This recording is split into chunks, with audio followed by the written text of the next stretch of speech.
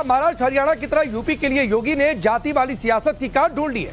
दरअसल यूपी के इटावा में कथावाचक कांड के बाद जाति को लेकर राजनीति तेज हो रही है। अखिलेश कथावाचक के सारे यादव बनाम ब्राह्मण वाली सियासत कर रहे हैं, पीडीएफ फॉर्मूले की दुहाई दे रहा है, तो योगी हिंदुओं को एकजुट करने का मंत्र दे रहा है। योगी आदित्यनाथ ने फिर से बटेंगे तो कटेंगे नारा दिया। अखिलेश यादव पर जाति की सियासत करने का आरोप लगा दिया, तो अखिलेश ने भी सीएम योगी पर पलटवार किया। अब सवाल है कि क्या 27 में यूपी में चुनाव तभी जाति पर तनाव है? इसके साथ ही आज अखिलेश यादव बाबा बागेश्वर पर भी हमलावर है। कितने पैसों में वो कथा कहते हैं, अखिलेश यादव ने इसको लेकर तंज कसा है, क्योंकि बाबा बागेश्वर ने कहा था कि जाति सियासत करेंगे तो देश का बंटाधार हो जाएगा। करेंगे चर्चा, लेकिन पहले रिपोर्टिंग। वोट बैंक के लिए लोग कब तक और कितना बांटेंगे देश को? ये लोग जाति के नाम पर बांटने का काम कर रहे हैं। जाति संघर्ष वो लोग कराना चाहते हैं जो भगवानों को भी अपनी जाति से जोड़ते हैं।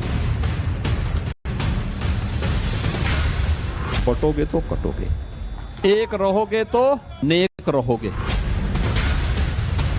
जातियों की राजनीति करोगे तो देश का बंटाधार हो जाएगा। यूपी में 27 की लड़ाई से पहले जाति कार्ड खेलकर जातियों को बांटकर वोटों की फसल तैयार की जा रही है।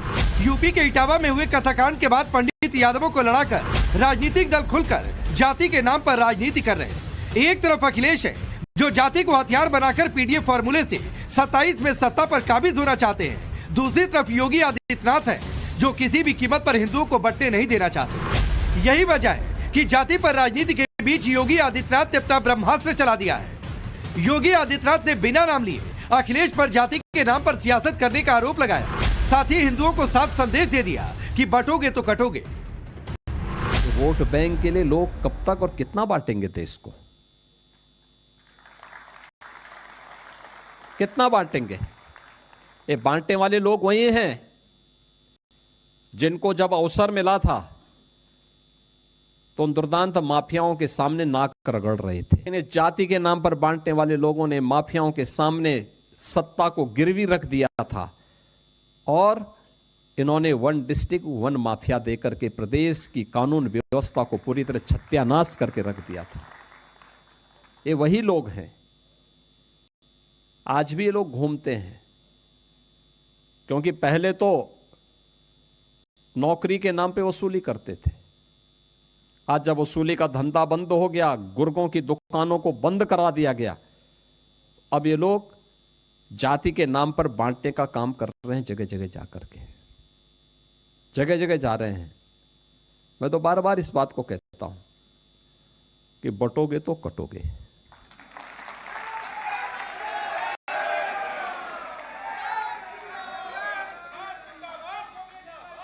एक रहोगे तो नेक रहोगे। लखनऊ में दानवीर भामाशाह जयंती और व्यापारी कल्याण दिवस की पूर्व संध्या पर लोक भवन में आयोजित समारोह में सीएम योगी आदित्यनाथ ने ये बात कही। साफ है, जाति के नाम पर हिंदुओं को बांटने वाली सियासत का मुकाबला करने के लिए योगी आदित्यनाथ खुद मैदान में है। योगी अखिलेश पर हमलावर है, तो अखिलेश भी जाति के नाम पर योगी आदित्यनाथ पर पलटवार कर रहे हैं। भारतीय जनता पार्टी जातिवादी सरकार है, जातिवादी सरकार है। इसमें सबसे ज्यादा जात के आधार पर फैसले होते हैं। और किसी विभाग को आप देख लीजिए, किसी विभाग को आप देख लीजिए, ये दूसरों पे आरोप लगाते हैं कि जातिवादी हैं। आप इनका विभाग देखिए कौन है। अगर समाजवादी सरकार होती, अगर एक बिरादरी के दो भी दिखाई दे जाते तो हम जातिवाद हो जाते हैं। जाति के आधार पर आपको परेशान कर रहे हैं। मुख्यमंत्री जी से ज्यादा जाति संघर्ष किसको पसंद होगा? सोचिए आप, जाति संघर्ष कौन कराना चाहता है? जाति संघर्ष वो लोग कराना चाहते हैं जो भगवानों को भी अपनी जाति से जोड़ते हैं। पीडीएफ फॉर्मूले से जीत का दम भरने वाले अखिलेश खुद को इतना कॉन्फिडेंट दिखा रहे हैं कि 27 में होने वाले विधानसभा चुनाव की नहीं, लोकसभा चुनाव की बात कर रहे हैं और कह रहे हैं अगली लोकसभा में गोरखपुर और मथुरा से भी बीजेपी को हराएंगे। अयोध्या और प्रयागराज में भाजपा लोकसभा हारी और बनारस में हारते हारते बची है। अब अगला नंबर मथुरा और गोरखपुर का है।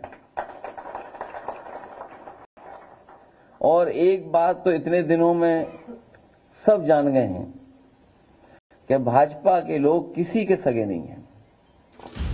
अखिलेश बीजेपी को हराने की बात कर रहे हैं, लेकिन क्या मोदी, योगी और शाह की जोड़ी को अखिलेश टक्कर दे पाएंगे? क्या जाति की सियासत के बल पर सत्ता में आ पाएंगे? इस सवाल का जवाब तो भविष्य में मिलेगा, लेकिन इससे पहले योगी आदित्यनाथ के बटोगे तो कटोगे नारे ने हरियाणा, महाराष्ट्र से लेकर दिल्ली तक विपक्ष के जातीय कार्ड की हवा निकाल दी थी और बीजेपी ने इन राज्यों में बम्पर जीत हासिल की थी। जो बात योगी कह रहे हैं, जो संदेश योगी दे रहे हैं, वही संदेश हिंदू एकता के हुंकार भरने वाले बागेश्वर धाम के पीठाधीश्वर भी दे रहे हैं। बाबा बागेश्वर साफ साफ कह रहे हैं, जाति में हिंदू बढ़ गया तो देश का बंटाधार हो जाएगा। कई जगह पर जातियों के नाम पर, जातिवाद के नाम पर किसी कथावाचक का सिर की चोटी काटी गई। शायद उत्तर प्रदेश की घटना है, उस पर राजनेता अपनी रोटी सेक रहे, जातिवाद को बढ़ावा दे रहे। एक बात हम आज भिवंडी के इस मठ के, बागेश्वर सनातन मठ के मंच से घोषणा करके कह रहे, जातियों की राजनीति करोगे तो देश का बंटाधार हो जाएगा। देश को विश्व गुरु बनाना है, देश को न्यूजीलैंड, ऑस्ट्रेलिया और अमेरिका जैसा बनाना है, तो जातियों से उठकर अब भैया कास्टिज्म के ऊपर नहीं, राष्ट्रजम के ऊपर खेल खेलना पड़ेगा। क्योंकि जिस परिवार को कथा करानी थी, उन पे इतना संसाधन पैसा नहीं था कि लाखों रुपए वाले कथावाचक बुला लें, क्योंकि कई कथावाचक हैं जो 50 लाख रुपए लेते हैं। कोई किसी की हैसियत है कि धीरेन्द्र शास्त्री को बुला ले अपने घर कथा के लिए?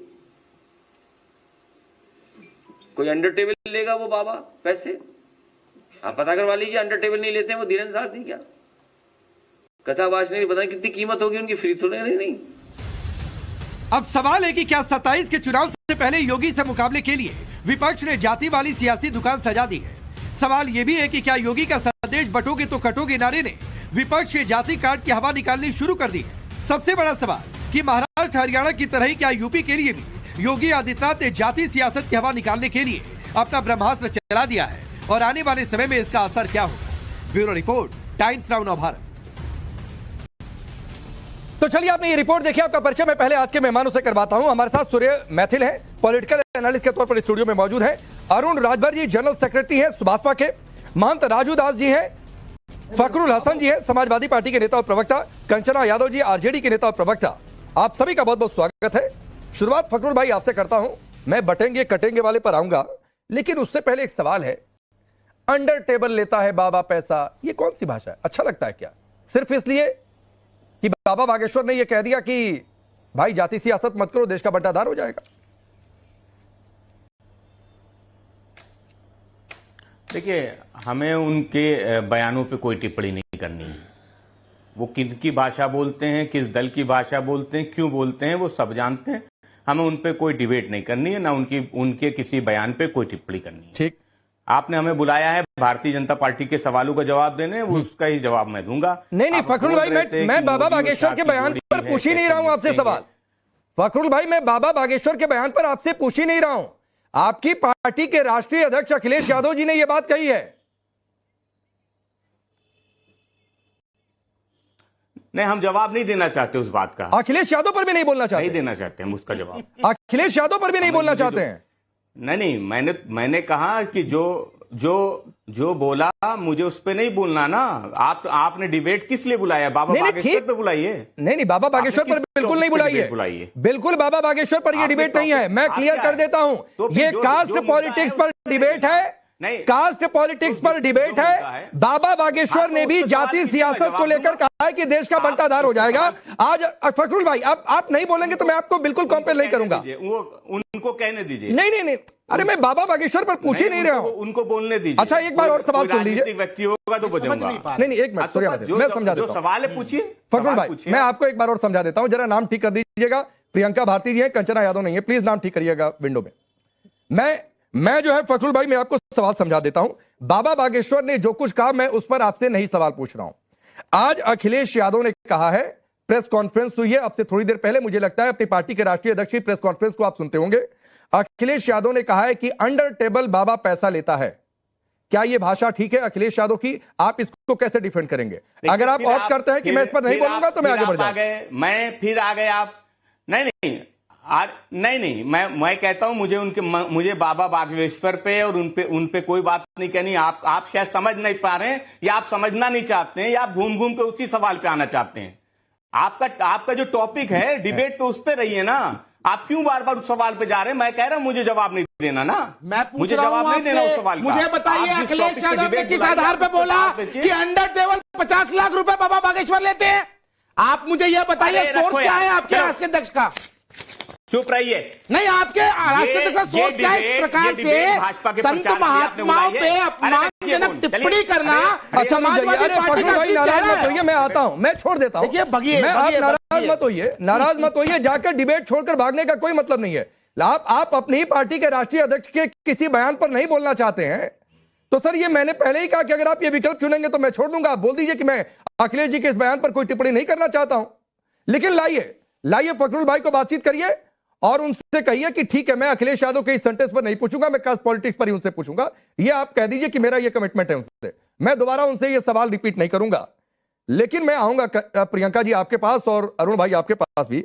यहां पर एक टिप्पणी महंत राजू दास की बहुत जरूरी है कि ये तो सिंपल कास्ट पॉलिटिक्स पर एक रिएक्शन था। रिएक्शन पर अखिलेश यादव ने बोला और उनकी पार्टी के प्रवक्ता कह रहे हैं मैं डिबेट ही नहीं करूंगा। मैंने ये भी कहा, ये भी कमिटमेंट दिया कि आप आ जाइए, मैं नहीं पूछूंगा इस पर। मैं अभी भी रिक्वेस्ट कर रहा हूं, आ जाइए फखरुल भाई, मैं नहीं पूछूंगा उस सवाल पर। आइए, कास्ट पॉलिटिक्स पर बटेंगे कटेंगे पर मैं बातचीत करूंगा आपसे, आप आ जाइए बिल्कुल। और वो भी कास्ट पॉलिटिक्स की डिबेट है। लेकिन महंत राजू दास, ये भाषा ठीक है एक संत के लिए? 50 लाख अंडर टेबल। देखिए, बहुत बहुत आभार, धन्यवाद आपको। बहुत महत्वपूर्ण विषय पे आपने मुझको जोड़ा है। पहले तो जितने भी प्रवक्ता बैठे हैं उनके लिए सिद्धपीठ अयोध्या हनुमानगढ़ी से सबके लिए खूब मंगल कामना, खूब स्नेह, खूब आशीर्वाद। दुर्भाग्यपूर्ण माननीय अखिलेश यादव जी का बयान है। आपने जब सवाल पूछा उनके प्रवक्ता से तो जवाब देने की बजाय भाग रहे। भागेंगे ही, क्योंकि अखिलेश यादव जी चलते ही उल्टा है, बोलते ही उल्टा है, जहर ही घोलते हैं, तो उनके प्रवक्ता कहां बोल पाएंगे? नहीं बोल पाएंगे। दुर्भाग्यपूर्ण उनका बयान था कि उन्होंने कहा बागेश्वर बहुत पैसा लेते हैं अंडर टेबल का। ये कभी कथा कराने की योजना बनाया था क्या अखिलेश जी? या कभी उनसे चर्चा किया था क्या? कभी धीरेन्द्र शास्त्री जी ने इनसे पैसे मांगे थे क्या?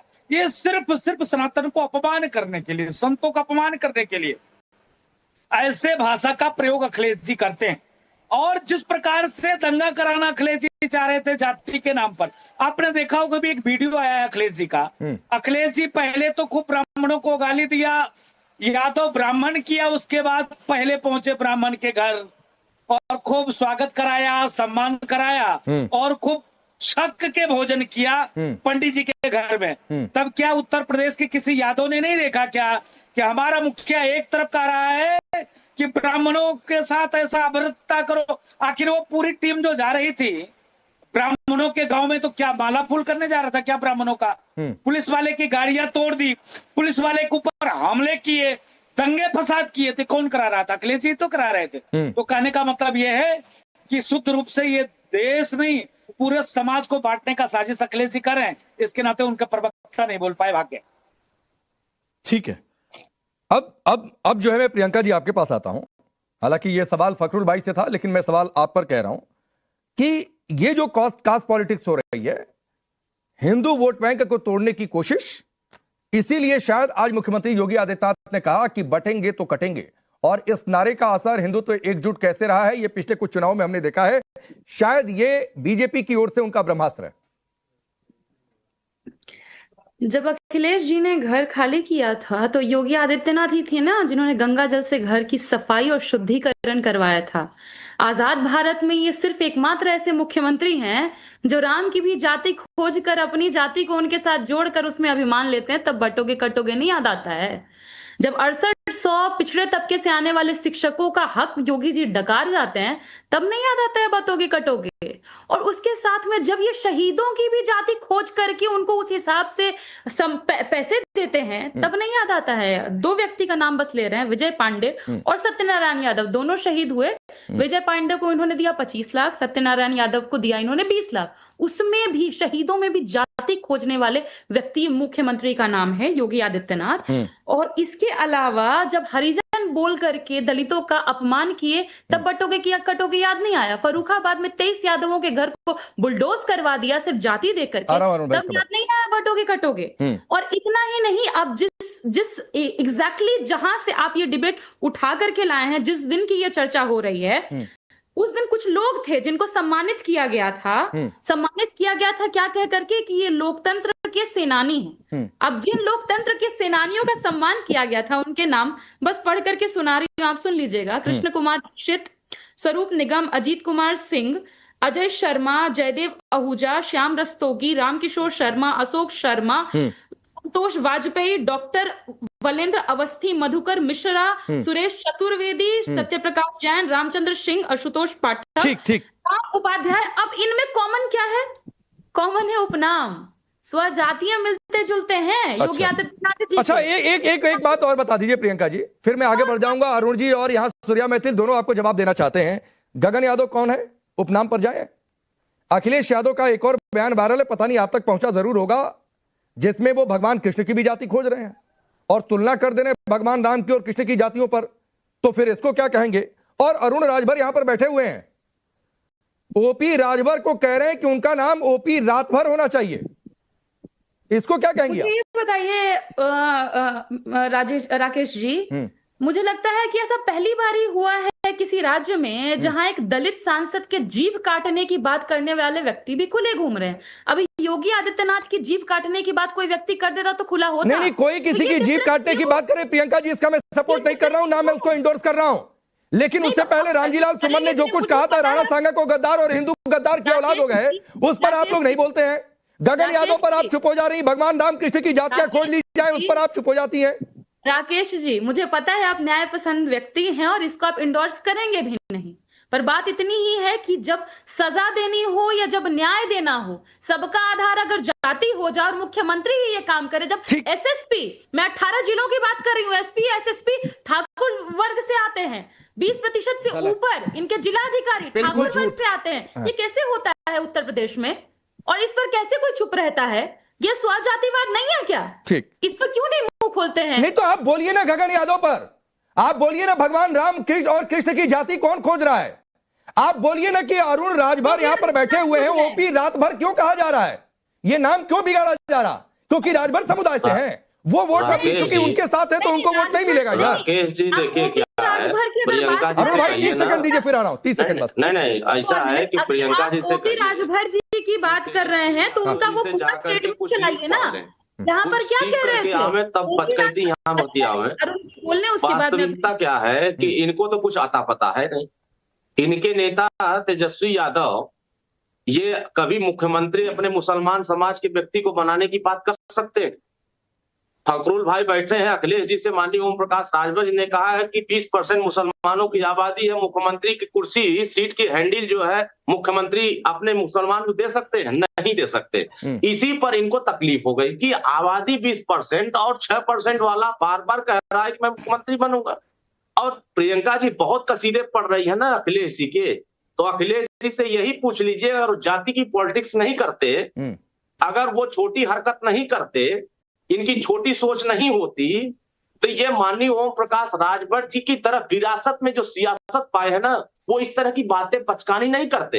ये छोटी छोटी बातें जो है, इनकी मानसिकता छोटी हो जाती है और छोटी बातें जब करने लगते हैं तो सोच पता चल जाता है कि स्वर्गीय मुलायम सिंह यादव जी अगर नहीं होते तो शायद मुख्यमंत्री का नसीब इनको नहीं होता। और स्वर्गीय मुलायम सिंह के रहमो करम पर जिन्होंने जो अपने बाप का नहीं हुआ वो आपका कैसे होगा? क्या उत्तर प्रदेश के लोगों ने अपने पिता स्वर्गीय मुलायम सिंह को अपमानित होते क्या देश के यादवों ने नहीं देखा था? अगर यम वाई फैक्टर को हटा दिया तो बता दे समाजवादी पार्टी और आरजेडी से मैं पूछना चाहता हूं कि रजवार राजवंशी उत्तर बिहार में रहता है। ठीक है अरुण भाई, मैं दोनों से जवाब ले लेता हूं। अरुण भाई दोनों से जवाब ले लेता हूं, फिर सूर्या मैथिल थोड़ा सा 2-3 मिनट आप इंतजार करिए। ठीक है 20 सेकंड आप प्रियंका जी बोलिए, चूंकि शुरुआत आपसे की थी, फिर फखरुल भाई जुड़ गए, आपका धन्यवाद। मैं सीधे आपके पास आ रहा हूं। प्रियंका जी 20 सेकंड। प्रियंका भारती को समझ में नहीं आता है कि उत्तर प्रदेश और बिहार में जो ओबीसी और दलित वर्ग के साथ अन्याय हो रहा है। अखिलेश यादव अरुण भाई सुनिए जरा, प्रियंका जी को सुनिए, बोलिए प्रियंका जी 20 सेकंड। अरुण जी की ऑडेसिटी पर तो मुझे आश्चर्य हो रहा है। अरुण जी के पिता ओम प्रकाश राजभर जी ने क्या कहा था, यादवों का काम है गाय दूहना, कुशवाहा कोयरी सब्जी रोपेगा। तो उस हिसाब से जब वो जाति के आधार पर सबका कर्म डिसाइड कर रहे हैं कौन क्या काम करेगा, तो उस हिसाब से आपको क्या करना चाहिए था अरुण जी? ये सवाल तो पूछा जाएगा ना आपसे। जब ओम प्रकाश जी ने ये भी कहा कि यादव समुदाय ब्राह्मणों का हक खा रहे हैं अगर वो कथा वाचन करेंगे, तब तो एक यादव की जब चोटी काटी गई, उनका शुद्धिकरण किया गया मूत्र से, उसको भी आप जायज ठहरा रहे हैं, उसको भी आप सही ठहरा रहे हैं। ये होता है असल जातिवाद। और इनके जैसे लोग लीडर नहीं लोडर होते हैं, जहां से जिधर टिकट कुछ मिलेगा उधर लोड हो जाएंगे। इनका हम भी लोड नहीं लेते हैं। ठीक, अब फखरुल भाई तो लोड हो ही गए हैं आरजेडी के पास, आप तो लोड हो गई हैं आरजेडी के पास। आपको तो इतना समझ तो है नहीं उत्तर प्रदेश में। प्लीज मैं आगे बढ़ता हूँ नहीं आगे बढ़ता हूँ प्लीज ऐसे शब्द प्लीज। फखरुल भाई आपका काम क्या है ठीक है। फखरुल भाई, सीएम योगी ने कहा है कि बटोगे तो कटोगे, एक रहोगे तो नेक रहोगे। इस नारे का दर्द बहुत पुराना है विपक्ष के पास, हरियाणा से लेकर महाराष्ट्र तक। और इसीलिए शायद मुख्यमंत्री, सुन लीजिए मेरा पूरा सवाल, और इसीलिए शायद अखिलेश यादव कह रहे हैं कि मुख्यमंत्री जी से ज्यादा जातीय संघर्ष किसे पसंद होगा, क्योंकि पता है कि इस नारे का साइड इफेक्ट आप लोगों ने कितने पोस्टर लगाए, फिर भी इस नारे की काट आप लोग नहीं खोज पाए। देखिए, अभी हमारे ओम प्रकाश राजभर जी के पार्टी के पिता पुत्र की पार्टी वाले भी कुछ कह रहे थे। ये तो जिधर रहते हैं उधर की गाते हैं, उधर की खाते हैं। योगी जी के लिए कौन कौन से गाने गाते थे वो कोई भूला नहीं है। इसलिए हमें इनको हम कभी गंभीरता से लेते ना इनके किसी सवाल का जवाब देंगे। दूसरी बात, आपने उत्तर प्रदेश के मुख्यमंत्री जी की बात की, तो करनी सेना कोई हथियार लहरा बीच में देखिए। फखरुल भाई पहली बार ठीक से बोलिए, सुन लीजिए अरुण भाई, आप रिप्लाई कर लीजिएगा, मैं आऊंगा बहुत समय है, मैं आऊंगा अरुण भाई। फखरुल भाई को बोलने नहीं दीजिए। फखरुल भाई बीच में इंटरप्शन हो ही गया, तो मैं एक बात और कह देता हूं सर। एक मिनट प्लीज फखरुल भाई को बोलने दीजिए। अरुण भाई प्लीज फखरुल भाई को बोलने नहीं दीजिए। अरुण भाई प्लीज, आदमी कह रहा है फालतू का बकवास कर रहा है। नहीं ठीक है, फालतू बकचोदी कर रहा है। प्लीज ऐसी बातें नहीं, ऐसे शब्द नहीं, ऐसे शब्द नहीं प्लीज अरुण भाई। कोई भी टेलीविजन पर, राष्ट्रीय चैनल पर इस तरीके के शब्दों का इस्तेमाल न करें। मैं इसके मुख्यमंत्री जी जब कहते हैं कि कटोगे तो बटोगे, तो शायद वो किसी और से कहते हो, क्योंकि करनी सेना जब हथियार लहराती हुई हमारे एक दलित सांसद के घर पहुंचती है, बुलडोजर लेके पहुंचती है, तो पुलिस असहाय नजर आती है। हमारे नेता विरोधी दल माता प्रसाद पांडे जी जब कहीं अन्याय के लिए जा रहे होते हैं, तो बुलडोजर लेके भाजपा के कार्यकर्ता पहुंचते हैं, अंडे फेंकते हैं, उनकी गाड़ी का शीशा तोड़ देते हैं। तो किसको जातिवादी पसंद है? कौन कह रहा है कि कटोगे तो बटोगे? किससे कह रहे हैं? तो सवाल यह है कि उत्तर प्रदेश में जो जातीय संघर्ष चाहते हैं, जो लोगों को बांटना चाहते हैं, वो उनकी ही भाषा यह है कि कटोगे तो बटोगे। समाजवादी पार्टी वो सबको साथ लेके चलने में भरोसा रखती है। हम ब्राह्मणों का भी सम्मान करते हैं, हम यादवों का भी सम्मान करते हैं, दलित और मुसलमानों का भी। सूर्या मैथिल अभी तक नहीं बोला है। फखरुल भाई वो आपको काउंटर करना चाहते हैं, फिर अरुण जी इसके बाद आऊंगा सर, फिर इसके बाद आऊंगा। अब सूर्या मैथिल, सवाल यह है कि ब्राह्मणों का सम्मान करते हैं, तो सवाल यह है कि ये गगन यादव कौन है, उस पर क्यों नहीं समाजवादी पार्टी बोलती है।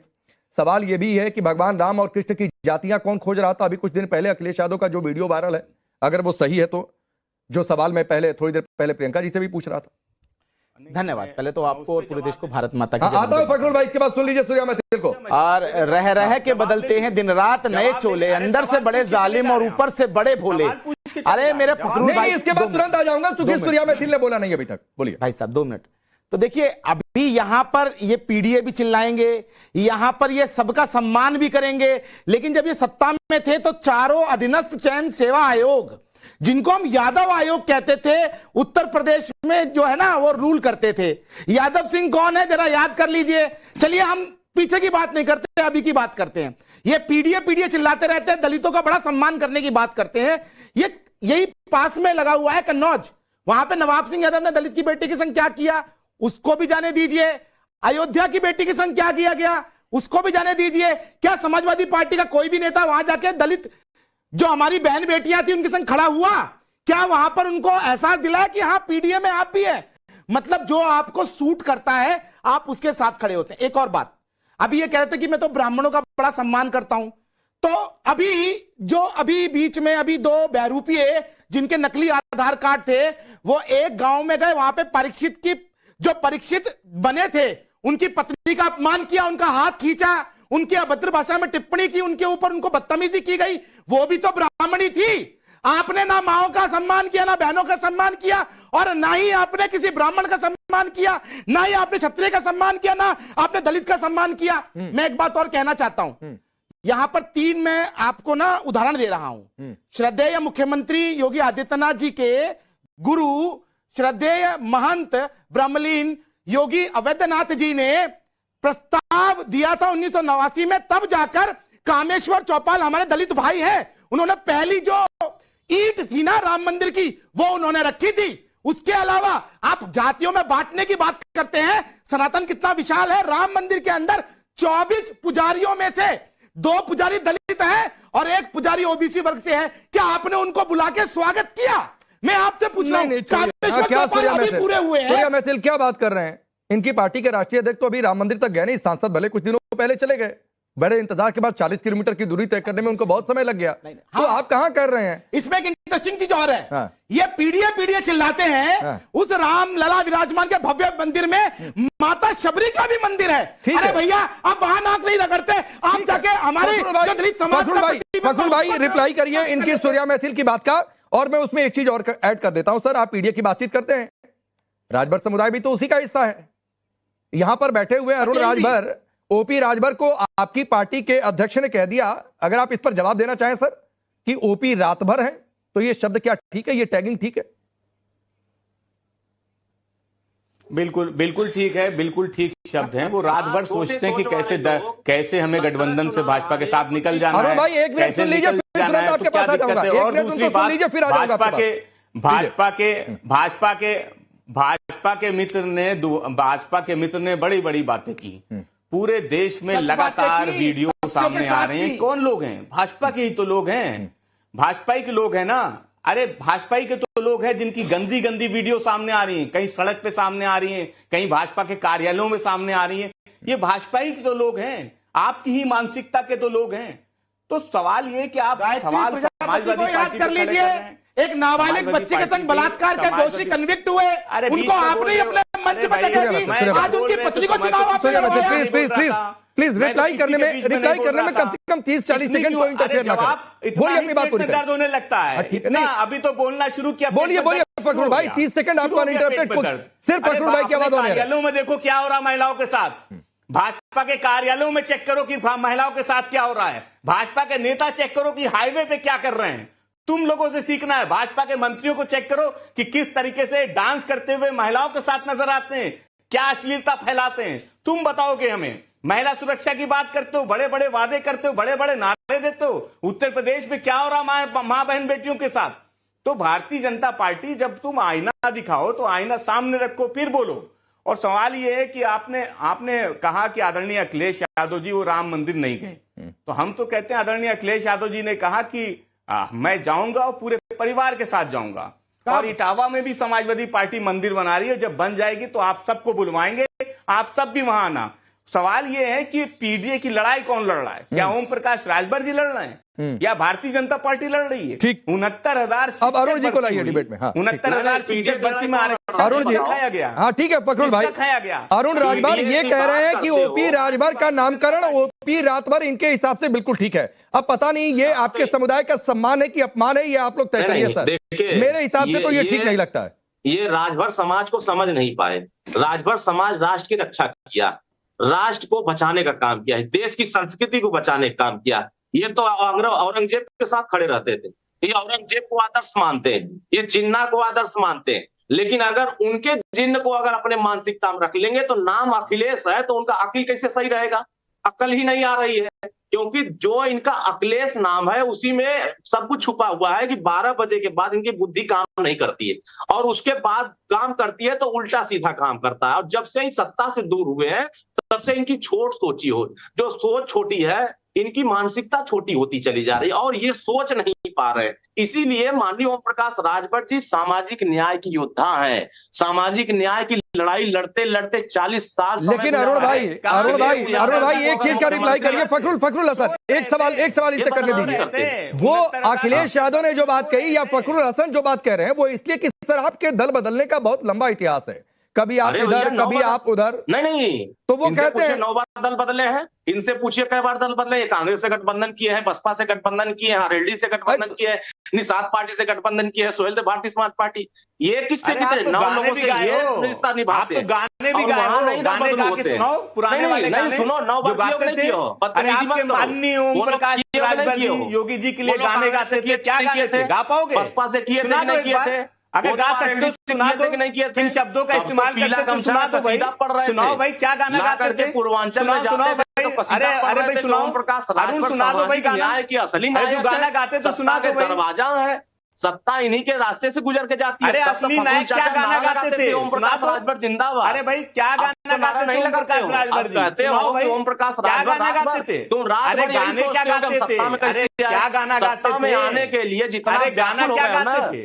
अरे मैं तो सोच रहा हूँ गाने क्या गाते थे? उतना ही ओम प्रकाश राजभर जी आजा गाना गाते नहीं हुआ। अरे अरुण राजभर गाना भूल गए। अच्छा छोड़िए ना, ये गाने का थोड़े नहीं है, वो नहीं गाना चाहते आप जबरदस्ती फखरुल भाई आप उनसे गाना गवाना चाहते हैं। नहीं ये फिर तो पता नहीं किसने क्या क्या कहा है। ठीक है सूर्या मैथिल आप कुछ 20 सेकंड बोलना चाह रहे हैं, बोलिए फिर प्रियंका जी आपके पास। बार बार ये गाने की बात कर रहे हैं फखरुल हसन। मेरे को तो वो भी याद आ रहा है मध्य प्रदेश चुनाव में कौन अखिलेश बखलेश और दूसरी तरफ अखिलेश जी कहते चोर पार्टी है, झुट्टा पार्टी है, ये चोर है, ये धोखा देते हैं और फिर जाके गलबैया कर ली। तो ये क्या दर्शाता है? ये क्या स्तर दर्शाता है? एक समय दलित की बेटी का अपमान करते हैं, फिर बुआ और बबुआ दोनों चुनाव लड़ते हैं, उसके बाद फिर एक दूसरे को शुरू हो जाते हैं आप शब्द कहना। ये जो राजनीतिक मजबूरी समाजवादी पार्टी की है ये जनता देख रही है, जनता जानती है। समाजवादी पार्टी प्रदेश में जाति आधारित संघर्ष कराने की पुरजोर कोशिश कर रही है अपने जो मैं ये कहूं कि बनावटी और बहरूपिया लोगों की वजह से। अच्छा ठीक है, लेकिन ऐसा होगा नहीं। एक बार प्रियंका भारती कानून का राज है। रुकिए सूर्या मैथिल। प्रियंका भारती इस नारे का इस साल का पहला टेस्ट होगा बिहार में, जब कुछ समय बाद वहां पर चुनाव होंगे। हमने हरियाणा और महाराष्ट्र में जो बातें मैं कह रहा था वो इसलिए कि पूरे विपक्ष ने ताकत लगाई थी और ताकत ये लगाई थी कि किसी तरीके से इन नारों का काट खोज लिया जाए। लेकिन नारा क्या क्या नहीं चला कि तुमको काटेंगे, इसके जवाब में डरोगे तो मरोगे, पीडीए फॉर्मूला, मुस्लिम आरक्षण, मौलानाओं का कैंपेन, चुनावी फतवे मस्जिद से, टारगेट पर सनातन, रेवड़ी स्कीम के फायदे, कुछ भी नहीं चला। ना हरियाणा में चला ना महाराष्ट्र में चला। चला क्या? हिंदुत्व का मुद्दा, एक है तो सेफ है, बटेंगे तो कटेंगे, और विपक्ष वोट जिहाद के भरोसे जो बीजेपी ने कम्युनिकेट किया वोटर्स के बीच में। अब यही पिच है बिहार में भी। बिहार में पिच होती है आरजेडी की और उस पिच पे आके खेलना होता है भाजपा को। पढ़ाई दवाई कमाई सिंचाई महंगाई रोजगार सामाजिक न्याय, यही पिच है। हंस के आएंगे रोक के आएंगे, हमारे पिच पर ही आएंगे। शुरू में हमें कहा गया कि रोजगार नौकरी कहाँ से लाओगे? जसवीर जी को 17 महीने मिले, उन्होंने करके दिखाया। तो हम तो हॉस्पिटल को सुधारना हो, शिक्षा व्यवस्था को सुधारना हो, वरना इनको देखिए डिग्री लाओ नौकरी पाओ, वो शिक्षा अभियान बना दिया, वैसे शिक्षकों की भर्ती की। अब भुंजा मतलब जिनके पास डिग्री सिर्फ कहीं से भी डिग्री बना लिया वैसे शिक्षक बनेंगे तो स्कूल की व्यवस्था खराब होगी। अभी सबसे ज्यादा इनको चिंता स्कूलों से ही, दिक्कत स्कूलों से है इनको। तब तो 5000 स्कूल उत्तर प्रदेश में बंद किए जा रहे हैं। ना पढ़ेगा ना सवाल करेगा, बेवकूफ रहेगा तो भाजपा का झंडा ढोएगा। जो बेवकूफ होता है वही भाजपा का झंडा ढोता है। जो समझदार पढ़े लिखे होते हैं वो नौकरी पेशा रोटी रोजगार तो वहां रही है। आरजेडी क्या कर रही थी? अनपढ़ बना के रखी थी। स्वतः तो 9वीं फेल आदमी और कह रहा है कि हम शिक्षा व्यवस्था सुधार कर लेंगे। 8वीं फेल, जिसको कुछ नहीं आता है, अनपढ़ आदमी को और आपको सत्ता चाहिए।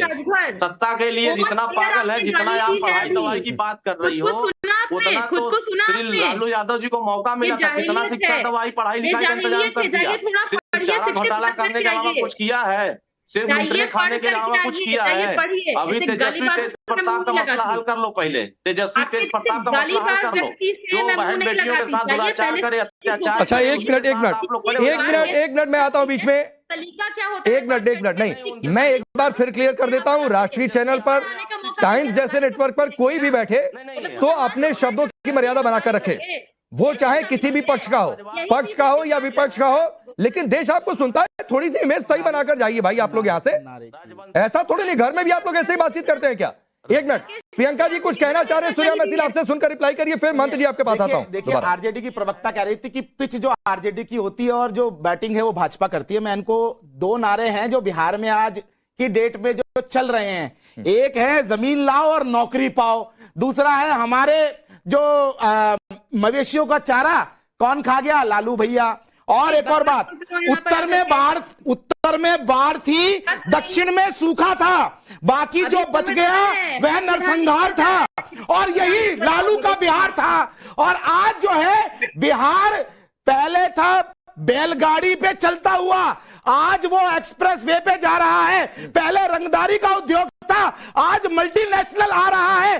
पहले गली गली में थे माफिया, आज इंटरनेशनल एजेंसियां इन्वेस्टमेंट कर रही हैं। ये बिहार है, समझ में आया? भाजपा के टुकड़ों पर पलने वाले व्यक्ति हैं। ये देखिए, ये शब्द है इनके, ये देखिए, ये शब्द है इनके। जब इनका चेहरा मैं आईने से दिखा देता हूं तो ये डर जाती हैं और इस प्रकार की बदतमीजी शुरू कर देती है। बहन जी, मैं कमा के खाता हूं, जीएसटी भरता हूं, इनकम टैक्स भरता हूं, रंगदारी नहीं करता। जो मिस पटना का बलात्कार साधु यादव, सुभाष यादव ने किया था, और लालू प्रसाद यादव जी की बेटी की शादी में पूरे के पूरे पटना के कार के जो शोरूम में लूट लिए गए थे, और जो सुनार की दुकान है वो लूट ली गई थी। हम जैसे गरीब लोगों के यहाँ ऐसा नहीं होता बहन जी, हम बहुत मेहनती लोग। ठीक, मैं आगे बढ़ता हूं। महंत राजू दास जी, आपने एक बात कही कि हिंदुओं को जागने की जरूरत है, तो आप किस तरीके से जगाना चाहते हैं? वोट बैंक के लिहाज से जगाना चाहते हैं, मुद्दों पर जगाना चाहते हैं, सियासत के हिसाब से जगाना चाहते हैं, कैसे जगाना चाहते हैं? वोट बैंक वालों ने तो खूब राजनीति कर ही लिया। आपने देख ही लिया होगा कि पहले उन्होंने यादवों को बरगलाया, यादवों को भड़काया, उसके बाद पंडित जी के यहाँ रोटी तोड़ने के लिए चले गए। तब उनको याद नहीं आया कि यादव भाई सब लोग मिलकर चलो पंडित जी के यहाँ भोजन करते हैं। उनको अकेले चले गए और खूब पंडित जी के यहाँ खूब रोटी तोड़ी। हम इसलिए जगाना चाहते हैं कि भारत ये ऐसा देश है कि गुलदस्ता है। भारत में हर कौम, हर मजहब, हर संप्रदाय के व्यक्ति रहता है, किसी भी प्रकार का कोई भेदभाव नहीं है। और सनातनियों में जिस प्रकार से भेद उत्पन्न करने का कुछ लोगों ने, कालनेमियों ने, राजनीतिक भेड़ियों ने योजना बनाई, और उस पर हिंदू जनमानस फंसता चला जा रहा है। इस प्रकार फंस रहा है, इसलिए हमने कहा हिंदू भाई जगो, जातियों में बंटने से काम नहीं चलेगा। ठीक, हम सब एक हैं, एक पिता के संतान हैं। हाँ, पद्धति अलग अलग है, ठीक है, अलग अलग, ठीक है, पद्धति अलग अलग है। आखिरी 30 सेकंड फखरुल भाई, आपको, आप जातियों की बातचीत, भगवान की जातियों की खोजने वाला, जिस पर आप रिप्लाई करना चाह रहे थे, उस पर भी रिप्लाई कर दीजिएगा, फिर जो बात महंत जी कह रहे हैं इस पर भी, लेकिन 30 सेकंड सिर्फ समय। नहीं, मैं देखिए राजू दास जी, मुझे नहीं मालूम कि वो इस पैनल में शिवसेना के नेता के रूप में बैठे हैं या भाजपा के नेता के रूप में बैठे हैं, महंत के रूप में बैठे हैं, मुझे नहीं मालूम कि वो किसको रिप्रेजेंट कर रहे हैं।